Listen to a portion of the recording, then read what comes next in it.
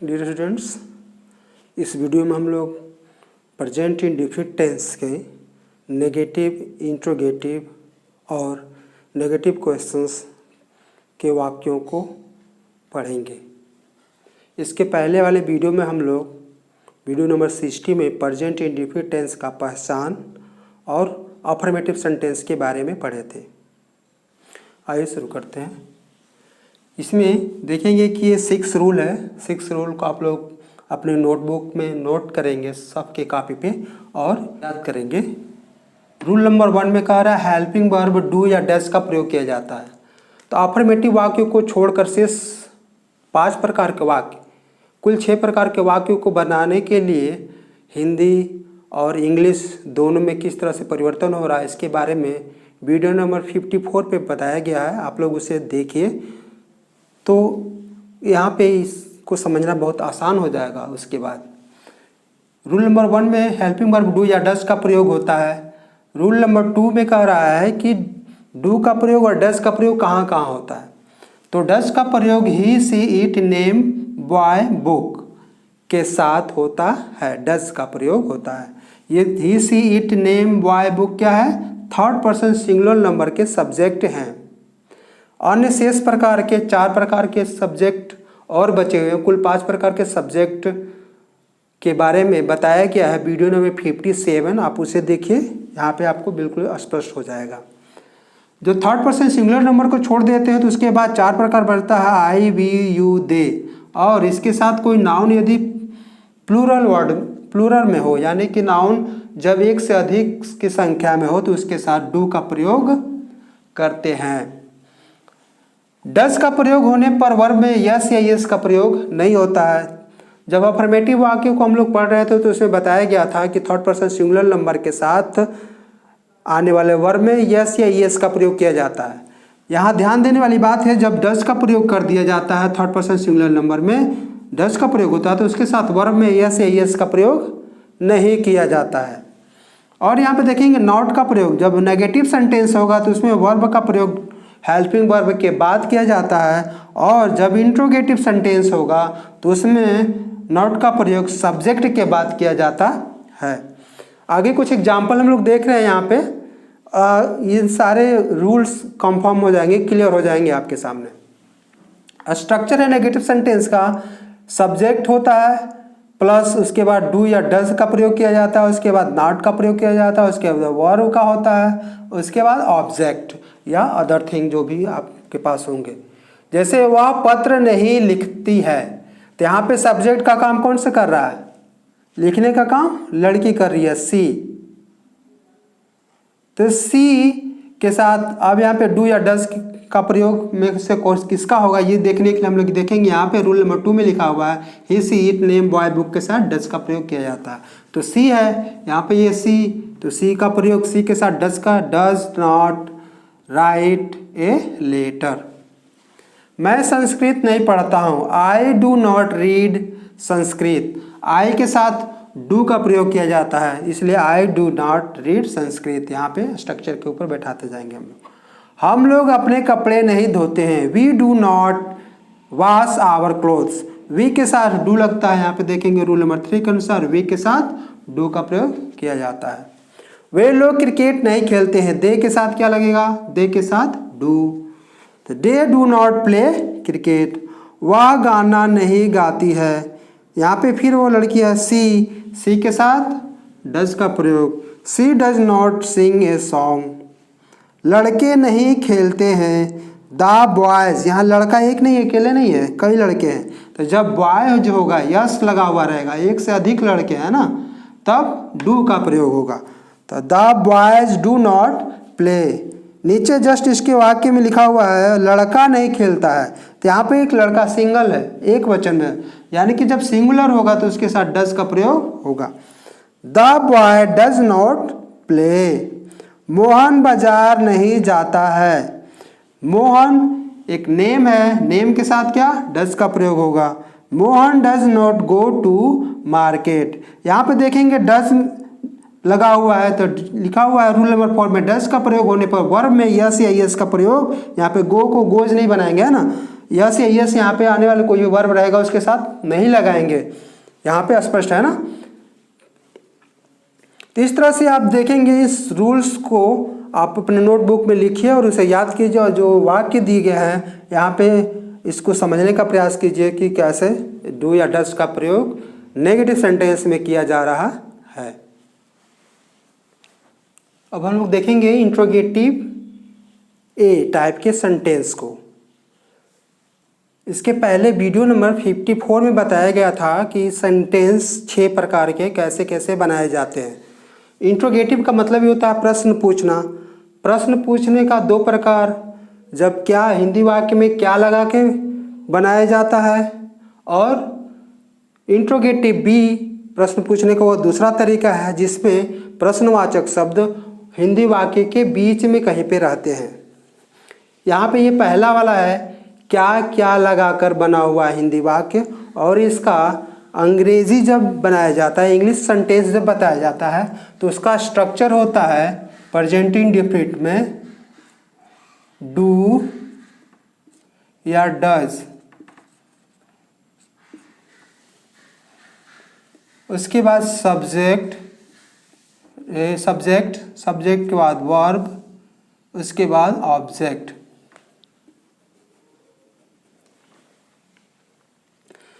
यहाँ पे देखेंगे पहला वाक्य है, क्या मैं संस्कृत पढ़ता हूँ, तो ता हूँ से पता चल रहा है कि प्रेजेंट इंडेफिनिट टेंस का वाक्य है।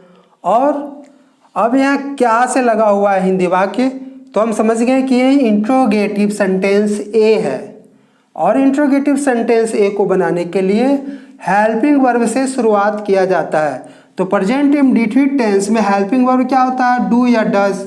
इसमें से अब डू या डज में से कौन सा होगा, तो इसके लिए हम देखेंगे सब्जेक्ट इसमें क्या है, पढ़ने का काम कौन सा कर रहा है, कौन कर रहा है, ये आई कर रहा है, मैं। तो हो जाएगा आई के साथ क्या लगेगा, डू आई रीड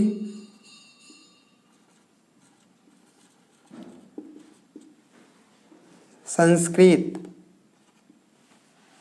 दूसरा वाक्य है, क्या आप रोटी खाते हैं, डू यू के साथ क्या लगता है, डू यू ईट ब्रेड।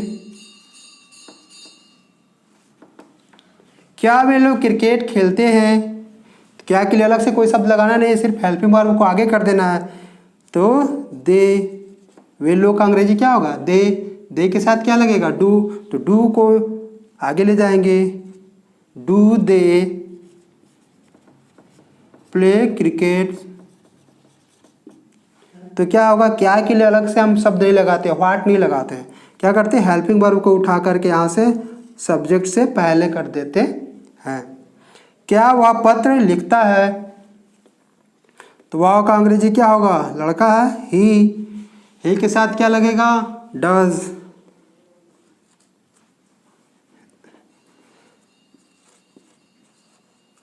यहाँ पे डी बड़ा कर लेंगे, does he write a letter. क्या मोहन बाजार जाता है, मोहन एक नाम है, नेम के साथ क्या लगता है, डज मोहन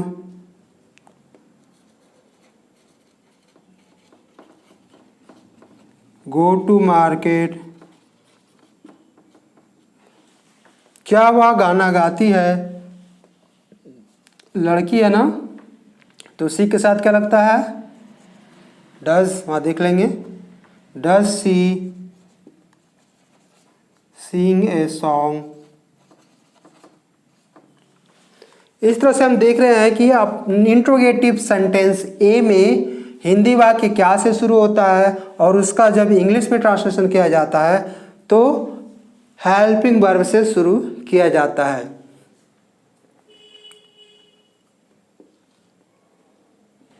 डू, ये प्रारंभ वाक्य का प्रारंभ हो रहा है, तो वहाँ पे हर शब्द कैपिटल लेटर में होगा, डू आई रीड संस्कृत। अब इसको इंट्रोगेटिव ए, इंट्रोगेटिव बी, इंट्रोगेटिव नेगेटिव ए, इंट्रोगेटिव नेगेटिव बी, इसको डिटेल में हम लोग वीडियो नंबर 54 में पढ़े हैं।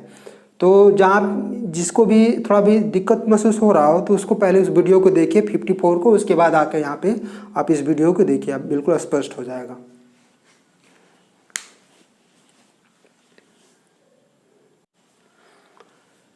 अब देखेंगे हम लोग इंट्रोगेटिव बी सेंटेंस। प्रश्न पूछने का वह तरीका जिसमें हिंदी वाक्यों में प्रश्नवाचक शब्द कब, कहाँ, क्यों, किधर, ये शब्द हिंदी वाक्य के बीच में कहीं पे रहते हैं। जैसे यहाँ कहाँ है, क्यों है, ये वाक्य के बीच में है। कहाँ है, कब, क्यों, कब, है ना, ये सब वाक्य के बीच में रहते हैं। इस तरह के वाक्य को इंट्रोगेटिव बी सेंटेंस हम लोग कहते हैं। इसका स्ट्रक्चर है, क्वेश्चंस वर्ड्स को पहले लिखेंगे। ये जो प्रश्नवाचक शब्द जो बीच में आए हिंदी वाक्य के, उसी से शुरुआत करेंगे। क्वेश्चंस वर्ड्स कहाँ, ये क्वेश्चन वर्ड्स पहले शुरू करेंगे। उसके बाद जो स्ट्रक्चर है इंट्रोगेटिव ए की तरह है। इंट्रोगेटिव ए में जैसे आप लोग को याद होगा, इसके जस्ट पहले हम लोग देखे डू या डज का प्रयोग करेंगे, उसके बाद सब्जेक्ट का प्रयोग करेंगे, उसके बाद वर्ब, मेन वर्ब जो होगा, उसके बाद ऑब्जेक्ट या अदर वर्ड्स।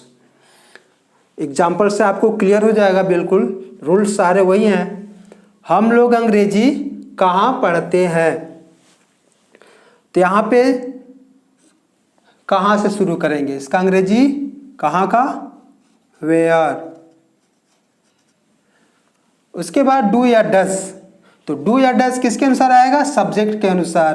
तो सब्जेक्ट इसमें कौन सा है, हम लोग, वी। तो वी के साथ क्या होगा, do, where, do we read English. दूसरा वाक्य है, वह यहाँ क्यों आती है, क्यों, क्वेश्चन वर्ड्स, क्यों क्या होगा, वाई। उसके बाद डू या डज किसके अनुसार, सब्जेक्ट के अनुसार। सब्जेक्ट किसमें कौन सा है, वह लड़की है, सी। तो सी के साथ क्या लगता है, डज। तो वाई डज सी कम, आना का, हेयर यहाँ पे, why does she come here. वे लोग क्रिकेट कहाँ खेलते हैं, कहाँ का अंग्रेजी क्या होगा, वेयर। वे लोग का अंग्रेजी दे के साथ क्या लगेगा, डू। उसके बाद सब्जेक्ट भी हो गया, वर्ब खेलना का, PLAY प्ले, ऑब्जेक्ट है क्रिकेट। आप रोटी कब खाते हैं, question words, when do you eat bread. Ram पत्र क्यों लिखता है, क्यों का अंग्रेजी, वाई। राम नेम है, क्या लगेगा, does. Why does Ram write a letter. वह बाजार कब जाती है, कब का अंग्रेजी क्या होगा, व्हेन। लड़की है, सी के साथ क्या लगेगा, does. When does she go to market.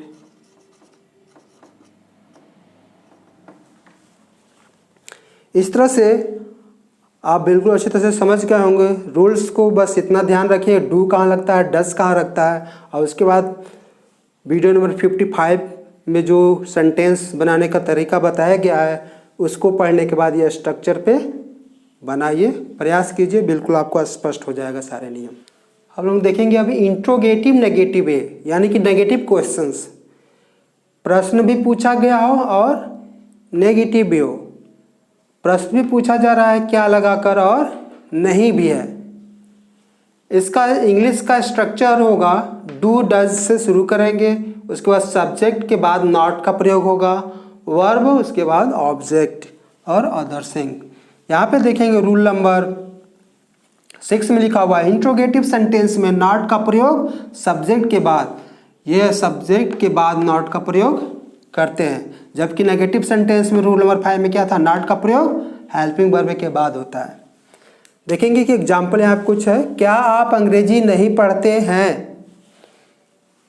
क्या इंट्रोगेटिव ए है, आते हैं, प्रेजेंट इंडेफिनिट टेंस का वाक्य है। क्या से शुरू करने के लिए डू या डज का प्रयोग होगा, हेल्पिंग वर्ब। अब यहाँ पे देखेंगे आपके लिए, तो यू के साथ क्या लगेगा, डू। डू यू नॉट, उसके बाद वर्ब है रीड इंग्लिश। देखेंगे यहाँ पे क्या वे लोग क्रिकेट नहीं खेलते हैं, डू या डज से शुरू होगा, ते है प्रेजेंट इंडेफिनिट टेंस का वाक्य है, यहाँ से हम पहचान ले रहे हैं। और क्या से शुरू है इसलिए इंट्रोगेटिव ए का वाक्य है, और इंट्रोगेटिव ए में नेगेटिव भी लगा हुआ यानी कि नहीं भी लगा हुआ, इसलिए इंट्रोगेटिव नेगेटिव ए का वाक्य है। तो वे लोग सब्जेक्ट क्या है, दे के साथ क्या लगेगा, डू। तो डू के बाद सब्जेक्ट दे, उसके बाद आएगा नॉट, नहीं का अंग्रेजी नॉट, उसके बाद वर्ब प्ले, उसके बाद ऑब्जेक्ट। क्या कर रहे हैं, खेलने का काम कर रहे हैं, क्रिकेट।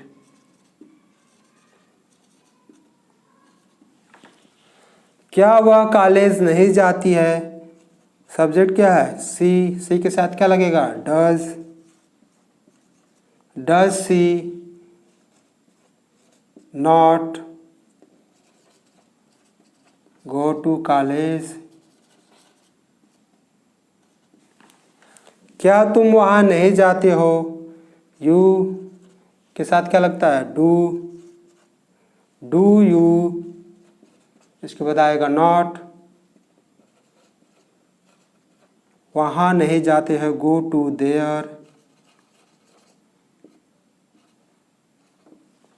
क्या आप चाय नहीं पीते हैं, आप do you not take tea. चाय पीने के साथ टेक टी लगाते हैं, टेक लगाते हैं। इस तरह से इस वाक्यों को भी आप देखिए कैसे कैसे स्ट्रक्चर के आधार पे बैठाना है, उस पर किस तरह से बन रहा है, रूल्स को याद कीजिए।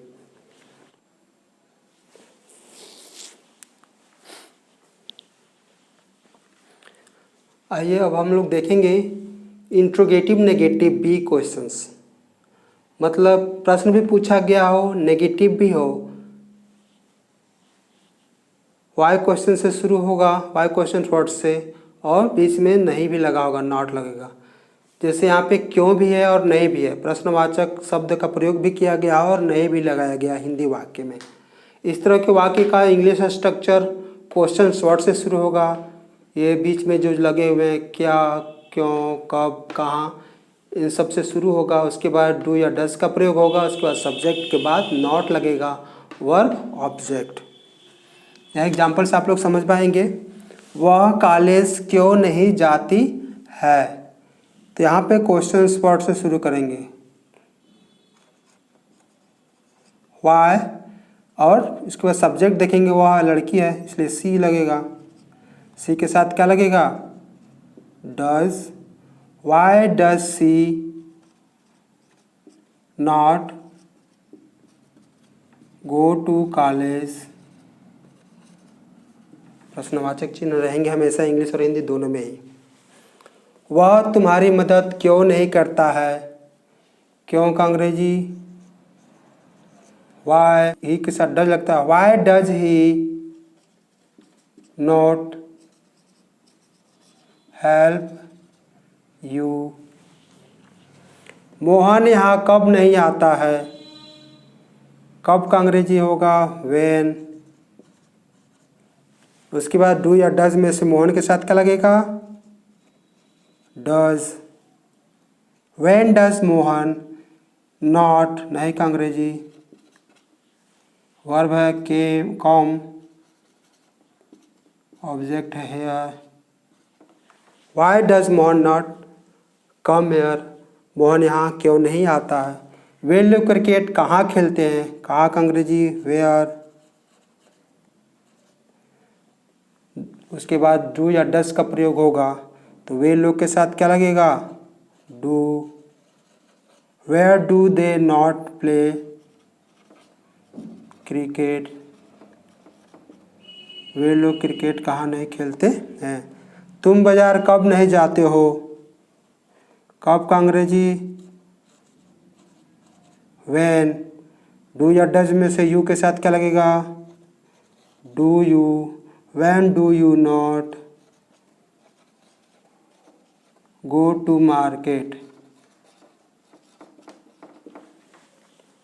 इस तरह से आप लोग इस स्ट्रक्चर पे इंट्रोगेटिव नेगेटिव बी को सेंटेंस को बनाने का प्रयास कीजिए। हम देखेंगे फिर इंट्रोगेटिव सी। वीडियो नंबर 55 में बताया गया है इंट्रोगेटिव थर्ड टाइप, तीसरे टाइप के प्रश्नवाचक जो वाक्य होते हैं, ये हिंदी में कब कहाँ क्यों प्रश्नवाचक चिन्हों से ही शुरू होते हैं, बीच में रहता है, और इंग्लिश वाक्य जो क्वेश्चन वर्ड से शुरू होता है, लेकिन इसका स्ट्रक्चर का रूप बदल जाता है, अफर्मेटिव की तरह हो जाता है। यहाँ पे था कि डू डज सब्जेक्ट नॉट, है ना, लेकिन इसमें क्या होता है अफर्मेटिव वाक्य, जो पहला जब प्रकार का वाक्य हम लोग पढ़े थे वीडियो नंबर 60 में, subject plus verb plus object affirmative sentence का जो वाक्य था उसी का स्ट्रक्चर ही इसका भी हो जाता है। बशर्ते ये होता है कि ये जो सब्जेक्ट का काम WH क्वेश्चन वर्ड खुद ही सब्जेक्ट का काम करता है। यहाँ पे देखेंगे कौन, अंग्रेजी कौन पढ़ता है, हु रीड्स,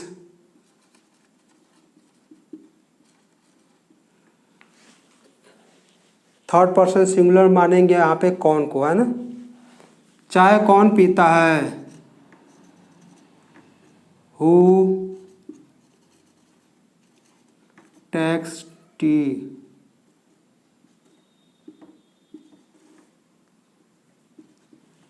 कौन आता है, हु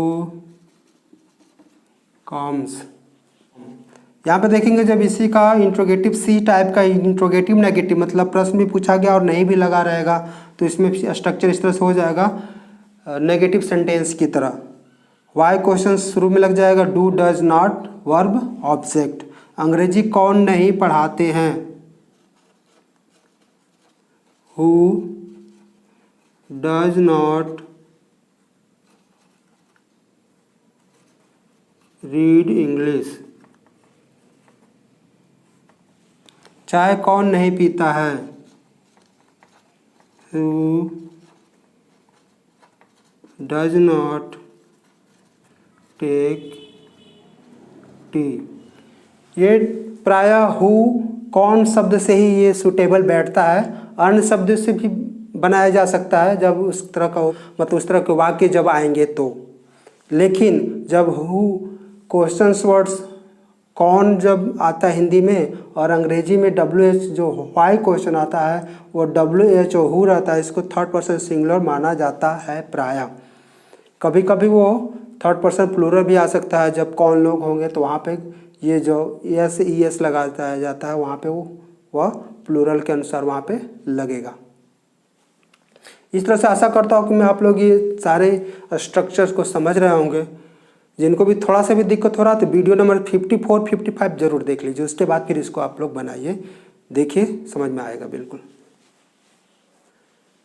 आइए हम लोग प्रेजेंट इंडेफिनिट टेंस के एक वाक्य लेते हैं और उसे अन्य सभी प्रकार के वाक्यों में बदलने का प्रयास करते हैं, किस तरह से बदल रहा है। यह एक प्रैक्टिस है, इसके माध्यम से आप इंग्लिश स्पीकिंग भी कर सकते हैं बहुत अच्छी तरह से और राइटिंग प्रैक्टिस भी आपका होगा। देखिए पहला वाक्य है वे लोग क्रिकेट खेलते हैं। अफर्मेटिव सेंटेंस है, सकारात्मक वाक्य या स्वीकारात्मक वाक्य, स्वीकार किया गया है या हाँ में है जवाब इसका कि हाँ वे लोग क्रिकेट खेलते हैं, बात सही है। तो अफर्मेटिव वाक्य का स्ट्रक्चर क्या होता था? Subject verb plus object. तो वे लोग का अंग्रेजी दे प्ले क्रिकेट।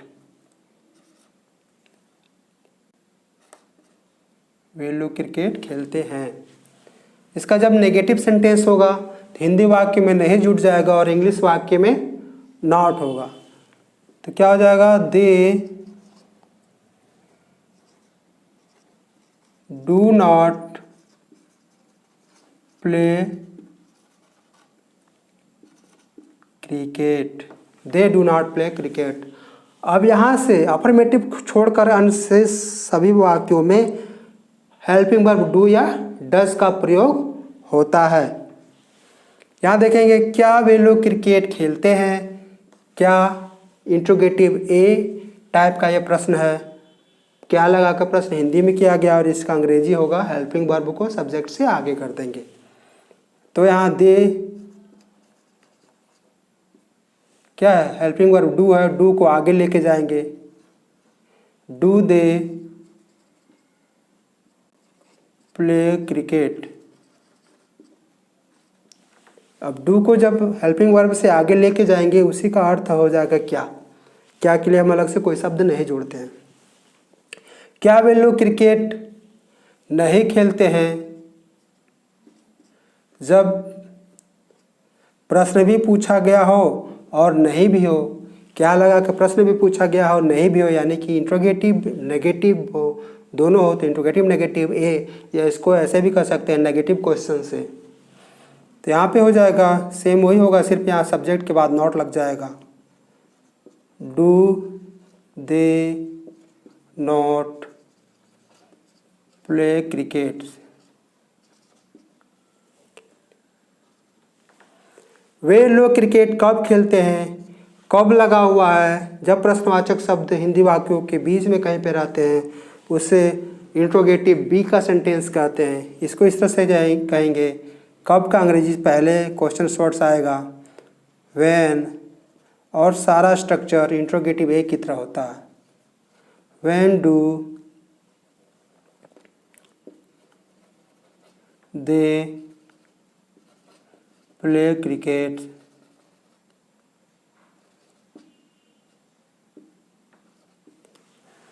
वे लोग क्रिकेट कब नहीं खेलते हैं? प्रश्न भी पूछा गया और नहीं भी है, इंट्रोगेटिव नेगेटिव बी का हो गया वाक्य। इसी को जब इंट्रोगेटिव बी में नहीं का अंग्रेजी सिर्फ सब्जेक्ट के बाद यहाँ लगा देते हैं। When do they not play cricket.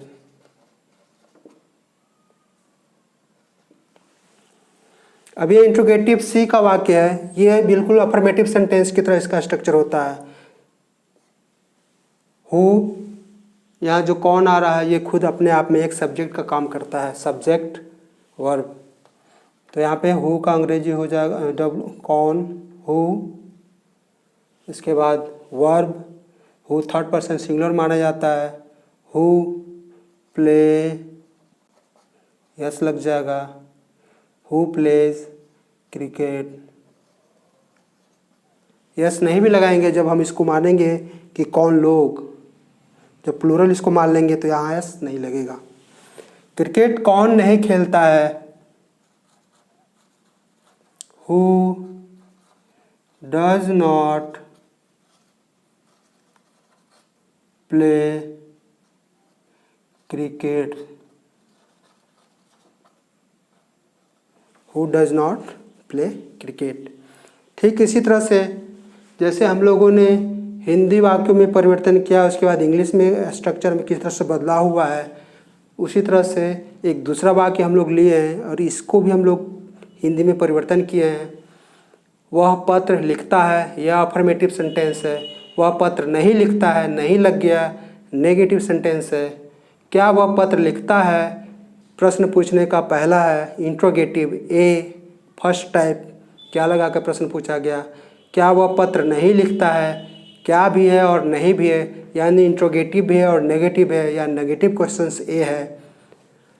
क्या वह पत्र क्यों लिखता है, क्यों लगा हुआ है, जब प्रश्नवाचक शब्द हिंदी वाक्य के बीच में आता है तो इंट्रोगेटिव बी क्वेश्चन कहते हैं इसमें।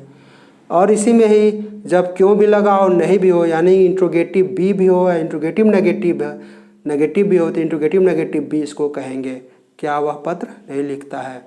वह पत्र कौन लिखता है, ये इंट्रोगेटिव तीसरे प्रकार का है, इंट्रोगेटिव सी कहेंगे। इसका स्ट्रक्चर जो है अफर्मेटिव सेंटेंस की तरह होता है। इसका विशेष चर्चा हम लोग वीडियो नंबर 55 में किए हुए हैं, इसको वहाँ से देखेंगे। वह पत्र लिखता है, लड़का है, ही राइट्स ए लेटर। वह पत्र नहीं लिखता है, ही के साथ हेल्पिंग वर्ब डू या डज का प्रयोग होता था, यहीं से डू या डज का प्रयोग होना शुरू हो जाता है। अफर्मेटिव छोड़ करके सारे वाक्यों में लगभग डू या डज का प्रयोग होता है। यहाँ पे सिर्फ यही छोड़ दे रहे हैं हम लोग, ये क्योंकि अफर्मेटिव की तरह ये बनता है। वह पत्र नहीं लिखता है, he does not write a letter. क्या वह पत्र लिखता है, सिर्फ डज को आगे कर देंगे, क्या इसका मतलब हो जाएगा does he write a letter. क्या वह पत्र नहीं लिखता है, क्या भी और नहीं भी है, इसी को बस इंट्रोगेटिव ए में सिर्फ नॉट लगा देंगे सब्जेक्ट के बाद। Does he not write a letter. वह पत्र क्यों लिखता है, वाई का अंग्रेजी होगा, क्यों का अंग्रेजी वाई होगा, वाई उसके बाद इंट्रोगेटिव ए के वाक्य का तरह स्ट्रक्चर होगा। Why does he write a letter. वह पत्र क्यों नहीं लिखता है, क्यों भी और नहीं भी है, इसी में बस सब्जेक्ट के बाद नॉट लग जाएगा। वाई डज ही सब्जेक्ट है, इसमें इसके बाद नॉट लग गया। Why does he not write a letter. पत्र कौन लिखता है, हु, ये सब्जेक्ट का खुद काम कर रहा है। इंट्रोगेटिव सी है, अफर्मेटिव वाक्य की तरह बनेगा, यानी कि सब्जेक्ट के बाद वर्ब, ये खुद सब्जेक्ट है, सब्जेक्ट के बाद वर्ब होगा लिखना। Writes, who writes a letter. देखेंगे ही राइट्स, हु राइट्स, है ना। सिर्फ ये सब्जेक्ट वह था, यहाँ पे सब्जेक्ट हु, खुद ही प्रश्नवाचक शब्द ही खुद ही सब्जेक्ट का काम कर रहा है। पत्र कौन नहीं लिखता है, who does not write a letter.